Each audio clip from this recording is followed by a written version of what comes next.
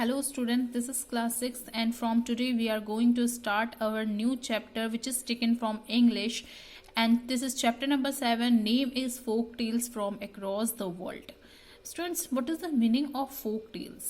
फोक tales means होती है कहानियां, है ना। और फोक टेल्स वो होती है जो किसी स्टेट में किसी रीजन में फेमस हो जाती है, तो इसे बोला जाता है फोक टेल्स। ठीक है, तो ये हम लोग कुछ ऐसी फोक टेल्स के बारे में पढ़ेंगे जो पूरी वर्ल्ड में क्या हुई थी, फेमस हुई थी, इसके बारे में। स्टूडेंट्स, चैप्टर स्टार्ट करने से पहले मैं आप लोगों को ये बता दूं कि इस टाइप की जो फोक टेल्स रहती है ना, ये जो फोक टेल्स है इसका कोई पर्टिकुलर ऑथर नहीं होता। ये सुनी सुनाई कहानियां रहती है जो एक रीजन से या एक जनरेशन से दूसरे जनरेशन में क्या होती है, आगे बढ़ती रहती है। जैसे कि अगर हम लोग देखें कि हम लोग जब रात के समय स्काई में देखते हैं तो हम लोग वही चार मतलब जो दादी माँ की कुटियाँ और चार चोर वाली वो जो स्टोरी है ना, तो ये क्या होता है, रीजन वाइज रीजन क्या होती है, बढ़ती जाती है, जनरेशन वाइज जनरेशन क्या होती है, ये फैलती जाती है। तो इसका कोई ऑथर नहीं है कि इसकी बुक में लिखी गई है, इसका कोई पर्टिकुलर ऑथर है, इसने लिखा है, नो, ऐसा नहीं होता। ये रीजन वाइज रीजन फैलती जाती है। इसमें एक मोरल सेंस छुपा होता है जिसमें आपको एक नैतिक शिक्षा मिलती है, कुछ जानने के लिए मिलता है, कुछ नॉलेजेबल थिंक मिलती है ना। तो ये इस टाइप की कहानीज रहती है। ताकि स्टार्टिंग में क्या होता था, इन एंशियंट टाइम्स लोग कहानियों के थ्रू, स्टोरीज के थ्रू क्या करते थे, लोगों को शिक्षित करते थे, एजुकेट करते थे, है ना।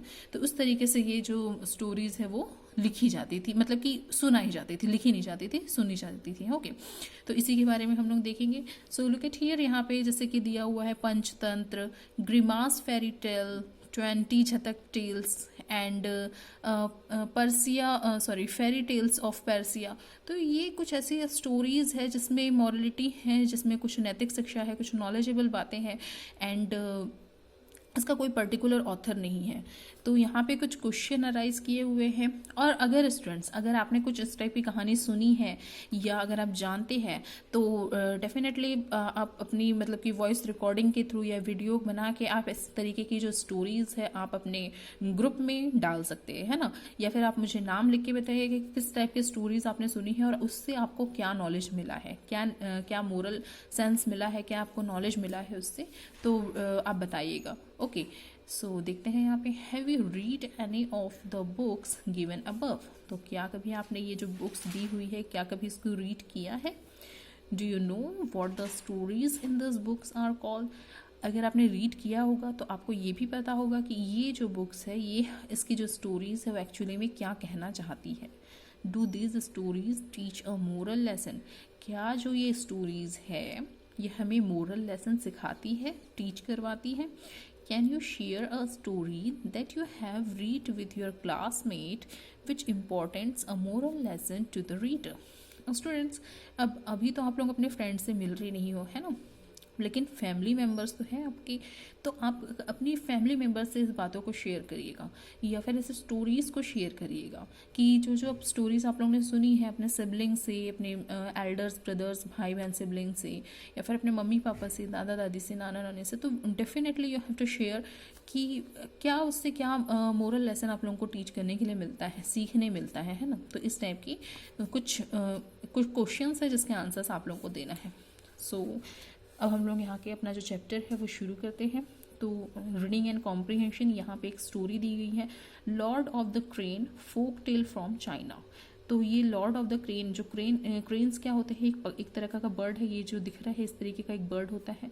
तो इसके जो लॉर्ड है इसके बारे में हम लोग पढ़ने वाले हैं। Student, once again I am telling you कि इसका कोई ऑथर नहीं होता है ना। तो ये इस पैरा को पढ़ने से पहले हम लोग यहाँ पे देखते हैं, folk tales are stories with no known authors. Folk tales वो स्टोरी होती है जो जनरेशन टू जनरेशन फैलती है, वास्ट होती है, एंड इसका कोई भी ऑथर नहीं होता है। They grew out the lives and the imagination of people. और स्टूडेंट्स, ये लोगों की एक इमेजिनेशंस है, जिस तरीके के लोग लाइफ चाहते हैं, जिस तरीके के लोग इमेजिनेशन चाहते हैं, उस तरीके से लोग स्टोरीज बनाते हैं, है ना। The originated is the era before literacy and were passed down verbally from generation to generation. तो स्टूडेंट्स, ये जो स्टोरीज है ना, ये तब जनरेट होना शुरू हुई थी बिफोर एरा में, जब लोग लिटरेसी मतलब कि पढ़ना लिखना नहीं जानते थे, है ना। बट ये वर्बली यानी कि बोलते बोलते ही, यानी कि एक माउथ से दूसरे माउथ, जो माउथ नेटवर्किंग होता है उसी के थ्रू ये जनरेशन टू जनरेशन क्या होती गई, फैलती चली गई। Folk tales were made up to explain the wonders of the world or to teach the moral lesson। तो ये जो फोक टेल्स होती है, ये इसमें कुछ जो हमारा जो वर्ल्ड है उसके वंडर्स के बारे में बताया जाता है और स्पेशली कुछ मोरल लेसन्स होते हैं उसे टीच करवाया जाता है। तो ये स्टोरी उसी चीज़ में बेस होती है। तो आज की जो हमारी स्टोरी है, एक स्टोरी ली गई है, वो कौन सी है? Lord of the cranes, that means folk tale from China. ये चाइना की एक स्टोरी है। ओके, इस स्टोरी को पढ़ने से पहले ये जो एक नोट लिखा गया है, मैं इसे यहाँ पे आपको बता देती हूँ कि एक्चुअली में जो क्रेन है वो होती क्या है। So cranes are large long legged and long necked bird. ये जो क्रेन्स है ये लार्ज लॉन्ग लेग, मतलब कि इसके लॉन्ग लेग होते हैं और लॉन्ग नेक यानी कि लंबी सी गर्दन होती है, एक ऐसा पक्षी होता है। There are 15 species of crane. Students remember this thing. Okay, ये जो क्रेन होता है ना, इसकी 50 स्पीसीज होती है। 15 स्पीसीज होती है। स्पीसीज मतलब कि प्रजातियां। So unlike the similar looking herons, cranes fly with their necked outstretch and pulled back.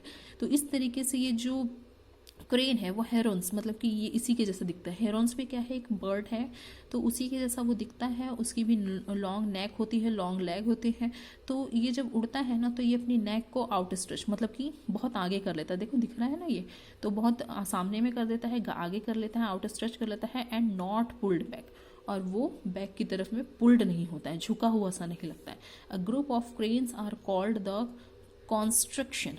जब बहुत सारे क्रेन्स मिल जाते हैं तो इनके ग्रुप को कॉन्स्ट्रक्शन बोला जाता है। डांस, सेज, siege and soap of cranes. तो ये अलग अलग टाइप के नाम से नेम्स हैं, जिसे अलग अलग नेम से यहाँ पे बुलाया जाता है। तो अब हम पढ़ते हैं इसकी story. Okay, so look at here students, first you have to open your book and the page number is 1। So lord of the crane folk tales from China. तो हम लोग क्रेन्स के लॉर्ड यानी कि जो भगवान हैं उनके बारे में पढ़ना चाहेंगे, उनके बारे में पढ़ते हैं। So there are a mountains in China which reach all the way up to the cloud.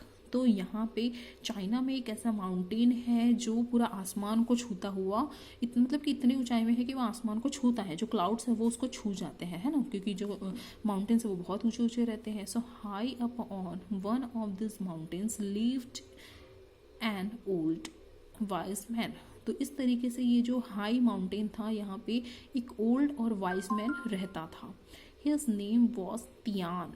तो उसका नाम क्या था? उस पर्सन का तियान नाम था। Was which means heaven. तो इसका मीनिंग क्या होता था? तियान का मीनिंग क्या होता था? हेवन, मतलब कि स्वर्ग। He had friends who lived with him among the clouds. तो उसके भी फ्रेंड थे जो उसी के साथ उसी क्लाउड के बीच में, बादलों के बीच में रहते थे। द क्रेन्स, और वो कौन थे? द क्रेन्स, मतलब कि यही बर्ड्स थे।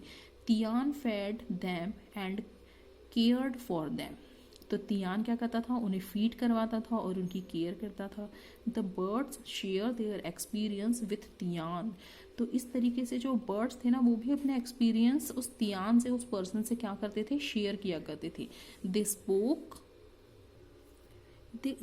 Of the wonders they had seen on the flights down below.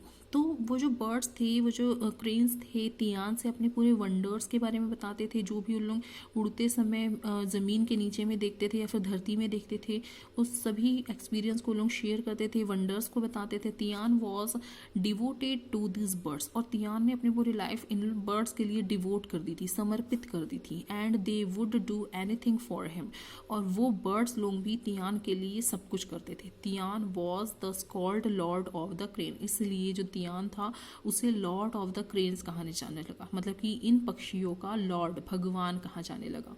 One day Tian decided that it was time for him to go down to the city. तो एक दिन जो तियान है उसने ये डिसाइड किया कि मुझे सिटी में जाना चाहिए, क्योंकि तो वो माउंटेन में रहता था, हिल्स में रहता था, है ना, बादलों के बीच में। तो अब उसने ये डिसाइड किया कि मुझे अब मतलब कि जो वर्ल्ड है, जो सिटी है, वहाँ पे जाना है, नीचे में जाना है। So he wanted to see if people remember to be kind and generous. तो वो जानना चाहता था कि क्या जो पीपल है उनको याद है ना अभी भी दयालुता और जेनरियस, उदारता, मतलब कि वो अभी भी दयालु है, उदार है कि नहीं, उसको ये देखने के लिए चेक चेक करने के लिए जाना था, है ना। So the old man called his crane, तो ये जो ओल्ड मैन था उसने अपने क्रेन को कहा, settled himself on it's back and flu through the cloud, कि मुझे अपने पीठ में तुम सेटल कर लो, बिठा लो, और मुझे पूरे इस क्लाउड के बीच में से तुम मुझे नीचे लेके चलो सिटी में। Okay, so the roamed around the city and then he meet a beggar, तो जब तियान है वो पूरा घूमता, रोम्ड मतलब क्या होता है स्टूडेंट्स, घूमते हुए, तो जब वो तियान जो है पूरे सिटी को घूमते हुए जब सिटी में पहुंचा तो उसने एक बैगर को देखा, बैगर से मिला, ही मैट अ बैगर मतलब कि वो बैगर से मिला। Would you be willing to exchange your clothes with mine, तो उसने जो तियान है उसने बैगर से, उस भिखारी से पूछा, क्या क्या तुम अपना जो ड्रेस है, अपना जो क्लोथ्स है वो मेरे साथ एक्सचेंज करना चाहोगे, आस्क्ड तियान ने ऐसा पूछा। द बेगर्स वॉज शॉक्ड, वो जो बैगर था भाई बहुत ज़्यादा शॉक्ड हो गया कि ये जो तियान है इसके तो ड्रेस इतने अच्छे हैं और मेरे इतने फटे पुराने से कपड़े हैं, तो ये कैसे एक्सचेंज करना चाहता है।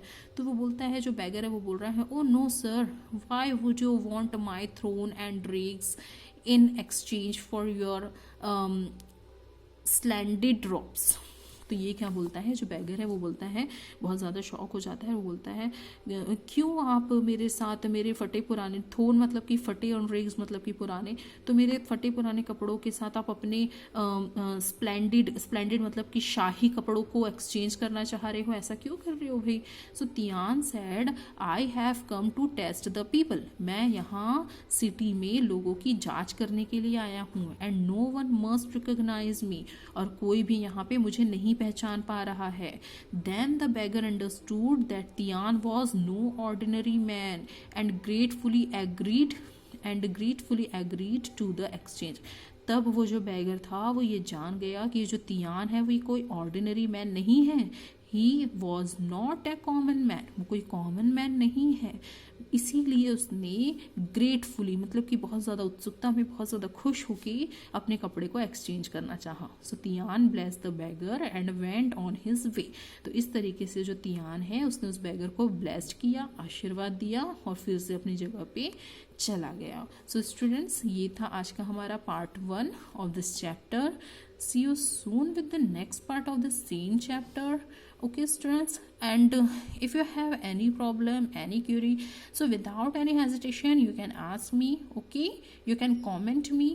So see you soon with the next part of this chapter. Till then, take care. Bye bye.